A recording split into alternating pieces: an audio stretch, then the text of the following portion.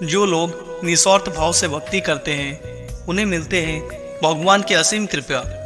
बहुत समय पहले की बात है, एक ग्वाला अपने परिवार के साथ एक जंगल के किनारे रहता था।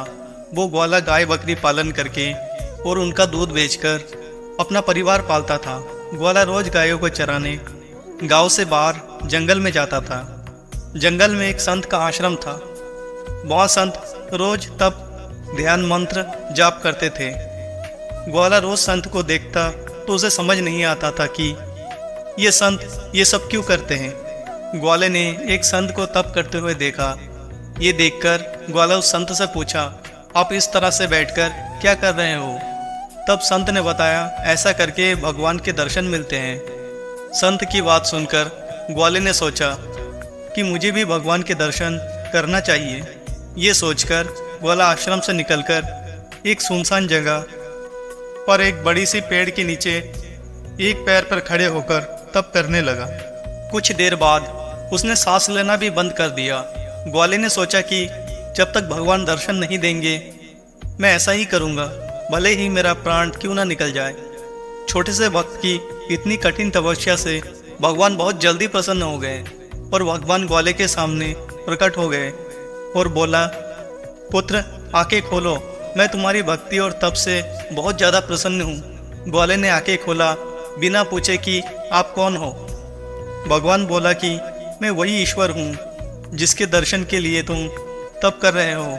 ये सुनकर ग्वाले ने आंखें खोल ली, लेकिन उसने ईश्वर को कभी नहीं देखा था। वो सोचने लगा कि क्या यही वो भगवान है जिसकी मैं भक्ति आराधना कर रहा हूँ। सच जानने के लिए उसने भगवान को एक पेड़ के साथ रस्सी से बांध दिया। भगवान भी भक्त के हाथों बंध गए। वो ग्वाला तुरंत दौड़कर उस संत के आश्रम में पहुंच गया और पूरी बात बता दी। संत ये सब सुनकर हैरान थे। वो भी तुरंत ही ग्वाले के साथ उस जगह पर पहुंच गए। संत उस पेड़ के पास पहुंचे तो वहाँ कोई दिखाई नहीं दिया। भगवान सिर्फ ग्वाले को ही दिखाई दे रहे थे। संत ने बताया कि मुझे तो यहाँ कोई दिखाई नहीं दे रहा है। तो ग्वाले ने भगवान से इसकी वजह पूछी। भगवान ने कहा कि मैं उन्हीं मनुष्य को दर्शन देता हूँ जो निस्वार्थ भाव से मेरी भक्ति करते हैं। जिन लोगों के मन में कपट, स्वार्थ, लालच होता है, मैं उन्हें दिखाई नहीं देता हूँ।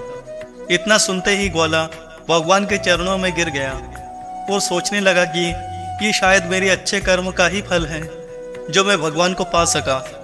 दोस्तों, जो लोग भगवान की भक्ति निजी स्वार्थ की वजह से करते हैं उन्हें भगवान की कृपा कभी नहीं मिल पाता है। निस्वार्थ भाव से की गई भक्ति ही सफल होती है। दोस्तों, अगर वीडियो पसंद आया है तो वीडियो को एक लाइक और चैनल में नए हो तो चैनल को सब्सक्राइब कर लेना। मिलते हैं एक और नए रोचक कहानी के साथ।